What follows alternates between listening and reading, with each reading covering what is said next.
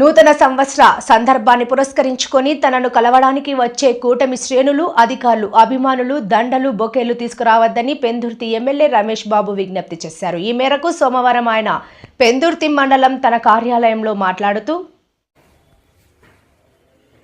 అందరికీ నమస్కారం. పెందుర్తి నియోజకవర్గ జన సైనికులు, తెలుగుదేశం నాయకులు, కార్యకర్తలు, భారతీయ జనతా పార్టీ నాయకులు, కార్యకర్తలందరికీ నా హృదయపూర్వక నమస్కారాలతో నూతన సంవత్సర శుభాకాంక్షలు తెలియజేస్తా ఉన్నాను. 24వ సంవత్సరం బ్రహ్మాండంగా గడిచింది. 25వ సంవత్సరం కూడా మీ అందరికీ కూడా ఆయురారోగ్యాలు, అష్టైశ్వర్యాలతో ఉన్నతమైన మంచి జీవితాన్ని భగవంతుడు ప్రసాదించాలని కోరుకుంటూ, 1వ తారీఖు నన్ను కలవటానికి వచ్చే పార్టీ నాయకులు అవ్వచ్చు, నా అభిమానులు అవ్వచ్చు, ఎవరైనా కూడా గతంలో లాగా బొకేలు, దండలు తీసుకొచ్చి డబ్బులు వేస్ట్ చేసుకోకండి. ఏదైనా కూడా మనం ఇచ్చేది ఇతరులకు ఉపయోగపడే విధంగా, ఏదన్నా స్కూల్ పిల్లలకు పంచే పుస్తకాలు, పెన్సిల్స్, పెన్నులు, లేదు అంటే చలికాలం పేదలకు ఇవ్వడానికి షాలు, ఇలా ఇతరత్ర ప్రజలకు ఉపయోగపడే కార్యక్రమాలతో ఫ్రూట్స్ అయితే అనాథ శరణాలయాలను పంచవచ్చు. దండలు, బొకేలు అయితే ఒక రోజుతో పాడైపోయి వస్తువులను మాత్రం అనవసరంగా మీ డబ్బులు వృధా చేసుకోవద్దు అని చెప్పి వినయపూర్వకంగా మిమ్మల్ని కోరుకుంటూ, వచ్చేవాళ్ళు ఎవ్వరూ కూడా ఆ విధమైన దండలు, బొకేలతో మాత్రం వద్దని చెప్పి కోరుకుంటూ, సదా మీ అభిమాన పాత్రుడు మీ MLA Panchakarla Ramesh.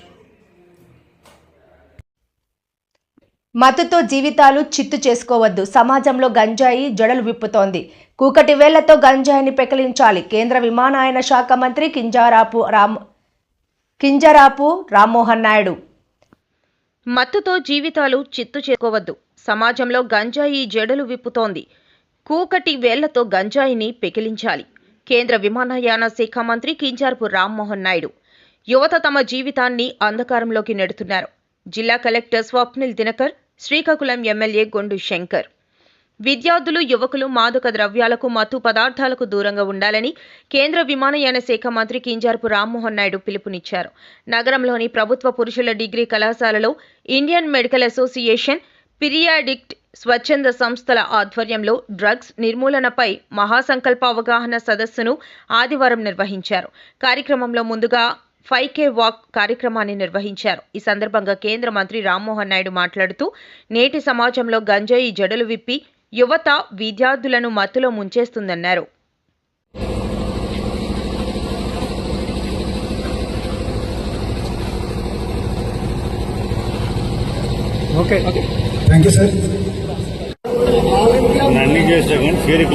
Indian medical association కూడా వన్స్ అగైన్ థ్యాంక్స్ చెప్తూ, ఎందుకంటే ఈరోజు యువత డ్రగ్స్ బారిన పడుతున్నారు. గంజాయి చాలా ఎక్కువ యూజ్ చేసి చిన్న వయసులోనే వాళ్ళపైన ఎన్నో కేసులు కూడా నమోదవుతున్నాయి.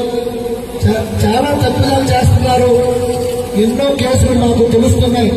వాటన్నింటిని బారిపడి వాళ్ళ క్యారియర్ని వాళ్ళు నాశనం చేసుకుంటున్న సందర్భంలో మనం వాళ్ళందరికీ ఒక అవేర్నెస్ గా ఈరోజు ఈ క్యాంప్ కండక్ట్ చేసినందుకు మీకందరికీ హృదయపూర్వకంగా మరొకసారి నేను ధన్యవాదాలు, అభినందనలు తెలియజేసుకుంటూ, డ్రగ్స్ వద్దు, డ్రగ్స్ వద్దు, డ్రగ్స్ వద్దు, డ్రగ్స్ వద్దు, డ్రగ్స్ వద్దు, డ్రగ్స్.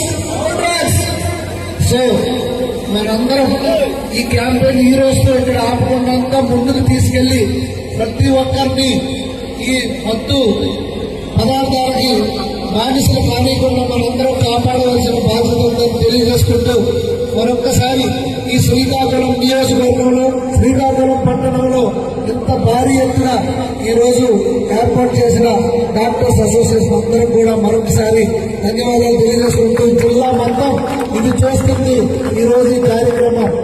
దీనివల్ల ప్రతి ఒక్కరికి అవేర్నెస్ వస్తుందని నేను తెలియజేసుకుంటూ నాకు ఈ అవకాశం ఇచ్చిన మీకు అందరికీ ప్రతి ఒక్కరికి పేరు పేరున నా హృదయపూర్వక నమస్కారాలు ధన్యవాదాలు తెలియజేసుకుంటూ సెలవు తీసుకుంటున్నాను. ఈ కార్యక్రమాన్ని నిర్వహించినటువంటి పీడియాట్రిక్స్ అసోసియేషన్ డాక్టర్స్ అందరికీ, ఎన్జిఓస్ కి, పోలీస్ డిపార్ట్మెంట్ కి, అలాగే చాలా మంది డిఫరెంట్ వాక్స్ ఆఫ్ లైఫ్ నుంచి ఈ యొక్క కార్యక్రమం విజయవంతం చేయడానికి ఇందులో పార్టిసిపేట్ చేశారు. వేదికను అలంకరించినటువంటి పెద్దలు, అలాగే శాసనసభ్యులు గౌరీ శంకర్ గారు, ప్రతి ఒక్కరికి కూడా మరొకసారి నా హృదయపూర్వకమైనటువంటి నమస్కారాలు తెలియజేసుకుంటున్నాను. ఎంతో ఆనందంగా ఉంది. ఇంత పెద్ద ఎత్తున సక్సెస్ఫుల్ గా ఈ యొక్క క్యాంపెయిన్ నడిపించినందుకు ఇందులో పార్టిసిపేట్ చేసిన వాళ్ళు దివంగత మాజీ ప్రధాని మన్మోహన్ సింగ్ ఆర్థిక సంస్కరణల రూపశిల్పి అని తెలంగాణ సీఎం రేవంత్ రెడ్డి కొనియాడారు. మన్మోహన్ మృతి నేపథ్యంలో తెలంగాణ శాసనసభ ప్రత్యేక సమావేశంలో ఆయన సంతాప తీర్మానం ప్రవేశపెట్టి మాట్లాడారు. అధ్యక్ష, భారత మాజీ ప్రధానమంత్రి డాక్టర్ మన్మోహన్ సింగ్ గారి మృతి పట్ల ఈ సభ తన తీవ్ర సంతాపాన్ని వ్యక్తం చేస్తుంది. శోకార్తులైన వారి కుటుంబ సభ్యులకు ప్రగాఢ సానుభూతి తెలియజేస్తుంది. అధ్యక్ష, ఈరోజు ఈ దేశ యువకులకు అందరికీ కూడా డాక్టర్ మన్మోహన్ సింగ్ గారు ఆదర్శము. వారి ఆదర్శాలను తీసుకొని వారి మేధోశక్తిని మన యువత అందిపుచ్చుకొని వారు ఇచ్చిన అవకాశాలను మనం ఈరోజు ప్రపంచానికి సేవలను అందించే, ప్రపంచాన్నే శాసించే స్థాయికి ఈరోజు మన దేశం ఆర్థికంగా నిలబడ్డది. అధ్యక్ష, ఆర్థికంగా, రాజకీయంగా, సాంకేతికంగా ఈరోజు అన్ని రకాలుగా ఈ దేశం బలపడ్డది. ఈ దేశం ప్రపంచంతో పోటీ పడుతున్నదంటే డాక్టర్ మన్మోహన్ సింగ్ గారి సేవలు ఎన్నో ఈ దేశానికి ఉపయోగపడ్డాయి. అధ్యక్ష, అలాంటి గొప్ప నాయకుడిని కోల్పోయిన సందర్భంగా ఈరోజు తెలంగాణ శాసనసభ తమరి నాయకత్వంలో ఒకరోజు సమావేశాలను ఏర్పాటు చేసి రాజకీయాలకు అతీతంగా ఎన్ని విషయాలలో మనకు భిన్న అభిప్రాయాలు ఉన్నా ఈ దేశంలో ఉండే 140 కోట్ల ప్రజలకు అన్ని రాజకీయ పార్టీలు, అన్ని సంఘాలు, ఆర్ఎస్ఎస్ నుంచి ఆర్ఎస్యు వరకు, కమ్యూనిస్టుల నుంచి ఈరోజు మిగతా రాజకీయ పార్టీల వరకు ఎవరిని తీసుకున్నా ఈరోజు మన్మోహన్ సింగ్ గారి పట్ల ఏకాభిప్రాయమే వ్యక్తం చేయాల్సిన సందర్భం. అధ్యక్ష, అందుకే మీ అందరి తరఫున సభలో అందరి సభ్యుల సంపూర్ణ సహకారంతో డాక్టర్ మన్మోహన్ సింగ్ గారికి భారతరత్న ఇచ్చి వారి గౌరవాన్ని ఏ పదవులైనా, ఏ హోదాలైనా వాటికే వన్నె తీసుకొచ్చిన మన్మోహన్ సింగ్ గారు.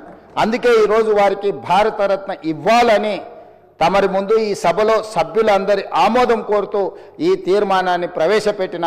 ఇదే కాకుండా ఆర్థికవేత్తగా ఆర్థిక విధానాలను ముందుకు తీసుకొచ్చిన డాక్టర్ మన్మోహన్ సింగ్ గారి విగ్రహం తెలంగాణ రాష్ట్ర ఏర్పాటులో ప్రధానమంత్రిగా రాజ్యసభలో ఒక దశలో రాజ్యాంగ సవరణల కోసం వచ్చిన చర్చలో తెలంగాణ రాష్ట్రం వెనక్కి పోతుందేమో అన్నంత గందరగోళ పరిస్థితులు ఏర్పడ్డాయి. అధ్యక్ష, ఆ సమయంలో ఇష్టమైన పరిస్థితుల్లో వ్యూహాత్మకంగా చతురతతో డాక్టర్ మన్మోహన్ సింగ్ గారు రాజ్యసభలో వెళ్ళి ప్రకటన చేయడంతో ఈరోజు మన సర్వస్వతంత్ర తెలంగాణ రాష్ట్రంగా మనం ఏర్పడడమే కాకుండా 10 సంవత్సరాలు పూర్తి చేసుకొని తెలంగాణ రాష్ట్రంలో మనం పరిపాలన కొనసాగిస్తున్నాం. కాబట్టి ఈరోజు వారితో తెలంగాణకున్న ఈ బంధము మనం ఎప్పటికీ మర్చిపోలేనిది. కాబట్టి ఈరోజు తమరి అనుమతితోటి విశాఖ జిల్లా గాజువాక 76వ వార్డులో 2 కోట్ల రూపాయలతో పలు అభివృద్ధి పనులకు రాష్ట్ర టీడీపీ అధ్యక్షులు గాజువాక శాసనసభ్యులు పల్లా శ్రీనివాసరావు శంకుస్థాపన చేశారు.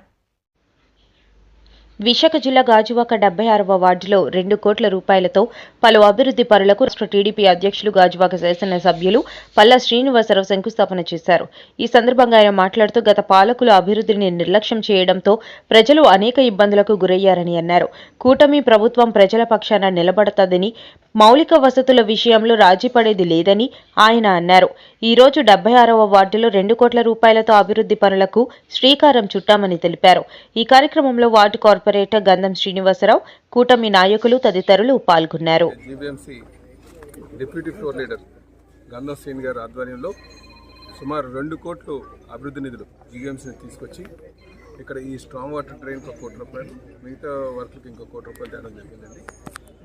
తెలుగుదేశం పార్టీ అంటేనే మౌలిక వసతులపైన దృష్టి సారించి ఉద్యోగ అవకాశ కల్పన వైపు ఎక్కువ దృష్టి సారిస్తారని ఒక నిదర్శనం అండి. ఎందుకంటే అభివృద్ధి అంటే మౌలిక వసతులు. ఆ మౌలిక వసతులు గత 5 సంవత్సరాలుగా ఆ ప్రభుత్వం తీసుకోలేదు, వైసీపీ ప్రభుత్వం. ఈ ప్రభుత్వం ఖచ్చితంగా ప్రజల యొక్క ఆకాంక్షని దృష్టిలో పెట్టుకొని అవి నెరవేర్చే దశగా మేము ప్రయత్నం చేస్తామని చెప్పి తెలియజేస్తున్నాం. ఇంకా అనేక అభివృద్ధి నిధులు తీసుకొచ్చి గాజువాక్ని బాగా అభివృద్ధి బాటలో పెట్టి అన్ని రోడ్లు అలాగే ముఖ్యంగా స్ట్రాంగ్ వాటర్ డ్రైన్స్ అన్ని కూడా వేయిస్తామని చెప్పేసి ఈ సందర్భంగా తెలియజేస్తాం. గాజువాక శాసనసభ్యులు రాష్ట్ర తెలుగుదేశం పార్టీ అధ్యక్షులు సోదరులు అన్న శ్రీ పల్లా శ్రీనివాసరావు గారు చేతుల మీదుగా సుమారుగా 2 కోట్ల రూపాయలతో వివిధ అభివృద్ధి పనులు చేయడానికి శంకుస్థాపన ఇచ్చిన పెద్దలు అన్న శ్రీనివాస్ గారికి, అదేవిధంగా వార్డు అధ్యక్షులు బాసిట్ అప్పారావు గారు, కార్యదర్శి సుదర్శనరావు గారు కూడా రీహాబిలిటేషన్ కోల్ని ఏర్పాటు చేసి సుమారుగా 40 సంవత్సరాలు కావస్తుంది. ఈ ప్రాంతంలో అనేకమైన ఇబ్బందులు పడుతూ వర్షాకాలం వస్తే ఈ డైరీ కాలనీ కానీ, నడుపూరు కానీ, బర్మా కాలనీ, అదేవిధంగా హౌసింగ్ బోర్డు కాలనీ ప్రధానంగా ఈ ప్రాంతాలను కూడా ముంచే పరిస్థితుంది. ఎస్టీ కాలనీ రామచంద్ర కూడా దీని భాగంగా గత కార్పొరేషన్ ఉన్నప్పుడు కొంతవరకు అభివృద్ధి చేయడం, అన్న ఎమ్మెల్యే ఉన్నప్పుడు ఏదైతే ప్రధాన గడ్డ ఏదైతే ఉందో దాన్ని పూర్తి తీయడానికి ఇటు స్టీల్ ప్లాంట్ అనేది గంగవరం పోర్ట్ నుంచి ఆ రోజు సుమారుగా 2017-16 సంవత్సరంలో గడ్డ పూడికి తీయడానికి సుమారుగా అప్పట్లోనే 4-5 కోట్లు శాంక్షన్ చేయించి గడ్డ పూడికి తీయడం జరిగింది. నాటి నుంచి నేటి వరకు కూడా ఎక్కడ కూడా ముంచే పరిస్థితి లేదు. మళ్ళీ కూడా ఈ మధ్యకాలం మళ్ళీ మ్యాట్ వేసేసి ఆ ప్రాంతంతో ముంచే పరిస్థితి వస్తుంది. దానికోసం కూడా అన్నగారు చెప్పడం జరిగింది, ఎమ్మెల్యే గారితో. దానికోసం కూడా జీబీఎంసీ అధికారులు అదే కలెక్టర్ గారితో మాట్లాడించి స్టీల్ ప్లాంట్ గంగవరం పోర్టుతో మాట్లాడించి ఆ గడ్డ తీయాలని చెప్పేసి చెప్పడం జరిగింది.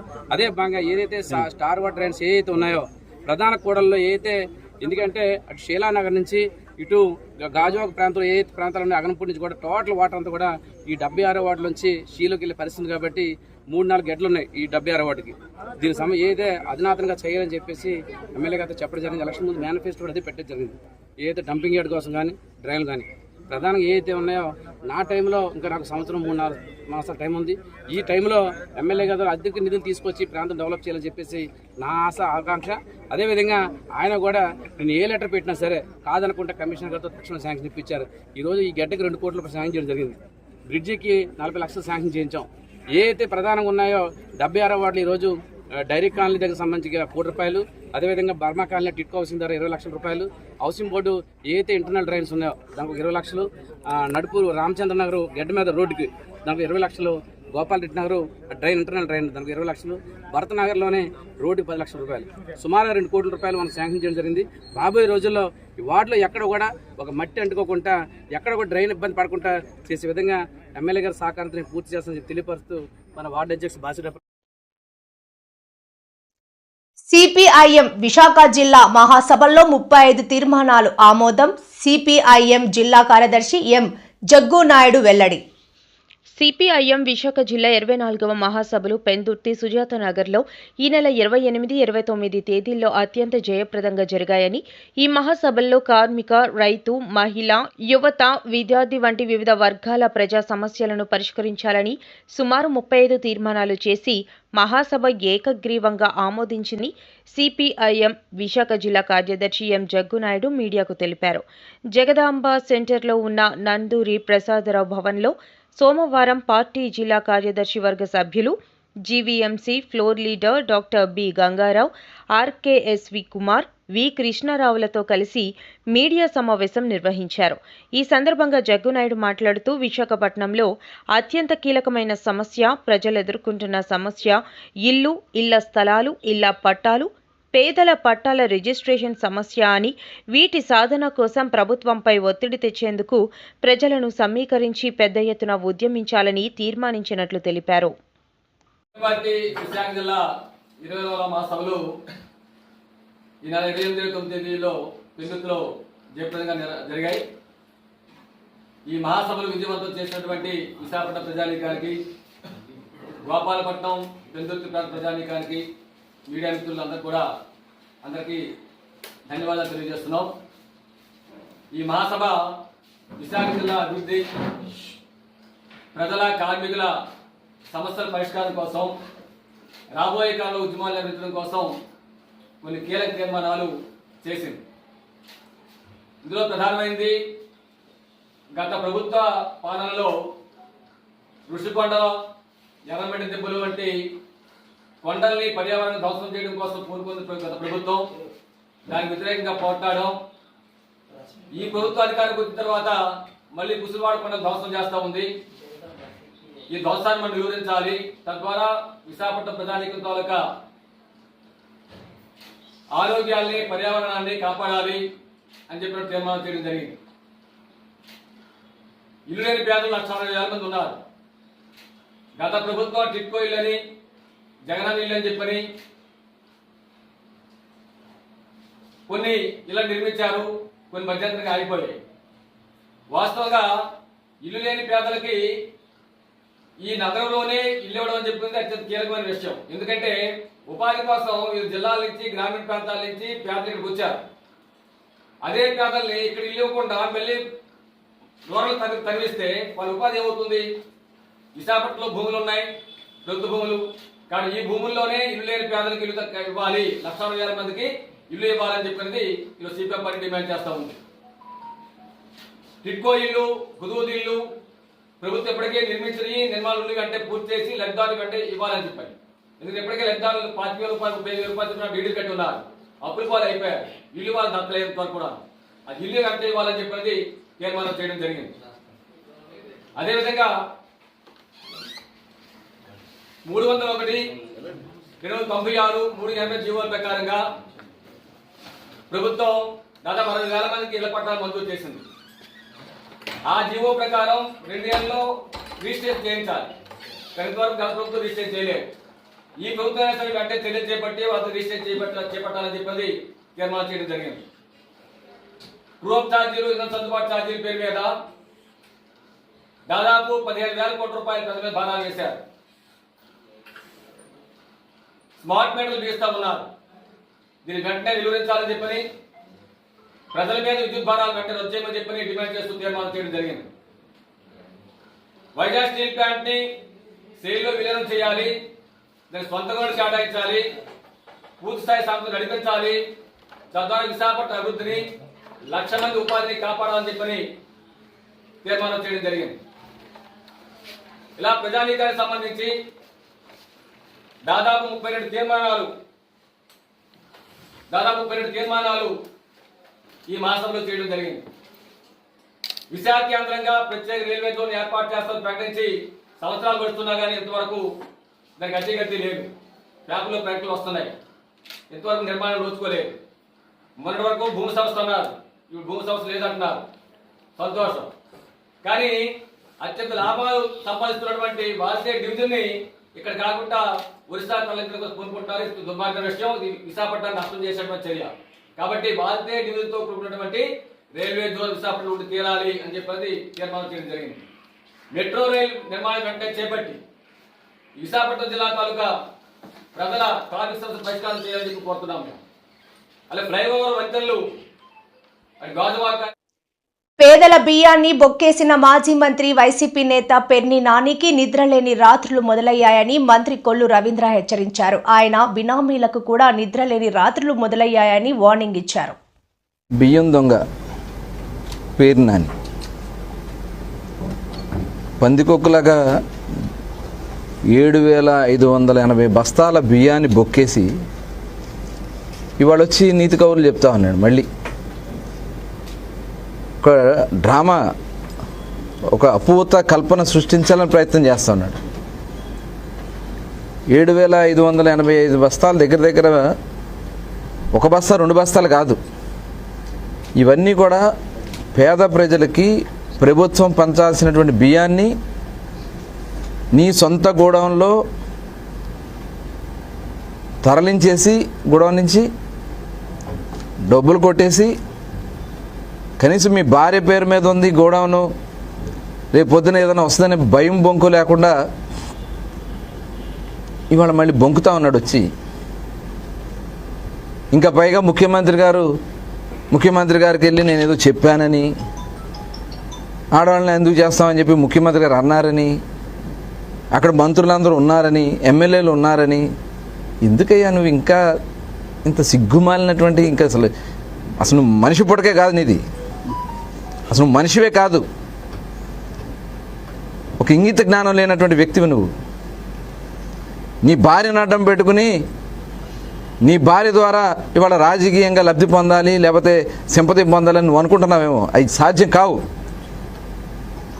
ఇవాళ దీనికి సూత్రధారి పేరు నానినే. ఈ కేసు నుంచి తప్పించుకోలేడు. 100% ఈ గోడౌన్ ఏ రోజు కూడా మీ భార్య గారి ఇనాగ్రేషన్కి సంబంధించి కానీ, మీ భార్య గారికి సంబంధించి కానీ ఎప్పుడు లేదు. నువ్వే చేసావు. నీదే బాధ్యత దీంట్లో. ఇవాళ నువ్వు చేసావు కాబట్టే తప్పించుకోవడానికి నెల రోజుల నుంచి ఊరు వదిలిపెట్టి పారిపోయి మేము డబ్బులు కట్టేస్తాం కదా మాకేం వద్దులే అని అనుకుంటా ఉన్నారు. దొంగతనం చేసిన దొంగే. డబ్బులు కడితే దొరైపోడు. మేము మొట్టమొదటి నుంచి కూడా చెప్తా ఉన్నాం. ఇవాళ మీరు మాట్లాడుతూ ఉన్నారు ఆడవాళ్ళు గౌరవాల గురించి. ఆనాడు ఏమైంది మీకు? భువనేశ్వర్ గారి గురించి నిండు సభలో, ఆంధ్రప్రదేశ్ రాష్ట్ర చరిత్రలో ఏ ఆడబిడ్డ గురించి మాట్లాడినటువంటి మాటలు ఆ నిండు సభలో మాట్లాడినప్పుడు నీ గుణం ఎక్కడ సచ్చింది? నువ్వెక్కడ సచ్చావు? వయసుతో కూడా చూడకుండా 70 సంవత్సరాలు 80 సంవత్సరాలు ఉన్నటువంటి ఆడబిడ్డలను తీసుకెళ్తా ఉంటే ఆ రోజు ఎక్కడ సచ్చావు నువ్వు? అడి నోరుంది కదా ఇష్టం వచ్చినట్టు మాట్లాడి ఇవాళ మీ పాపం పండింది కాబట్టి ఇవాళ అవన్నీ కూడా బయటకు వస్తే గజగజ వణికిపోతా ఉన్నావే. ఇవాళ నువ్వు చెప్తా ఉన్నావు పేరు పెట్టారు, మా మేనేజర్కి నాకేం సంబంధం లేదు, పేరుకే మేము మేనేజర్దే అని చెప్పి తోసేస్తున్నావు మేనేజర్ మీదకి. ఏప్రిల్లో జరిగిందని నువ్వే చెప్తా ఉన్నావు. ఇవాళ మీ మేనేజర్ నాకు సంబంధం లేదని అంటున్నావు. లేదు మేనేజర్ని తీసుకొచ్చి కొడితే ఆయనతో బలవంతంగా మా పేర్లు చెప్పిస్తా ప్రయత్నం చేస్తున్నారంట. నువ్వు చేసిన పని అది. నువ్వు ఆ రోజున నా మీద చిన్న చిన్న పిల్లలు నా పక్కన ఉండే వాళ్ళని తీసుకెళ్ళి కాళ్ళు పైకి ఏలాడేసి బట్టలు ఉడదీసి చితకబాజు బాధించి అక్రమంగా నా పేర్లు పెట్టించావు. అంతే నేను వెంటాడుతుంది. ఆ భయమే నేను వెంటాడుతుంది. కర్మఫలం మేమెవరు చెప్పలా. కర్మఫలాన్ని ఎవరు తప్పించుకోలేరు. భగవంతుడైనా క్షమిస్తాడు కానీ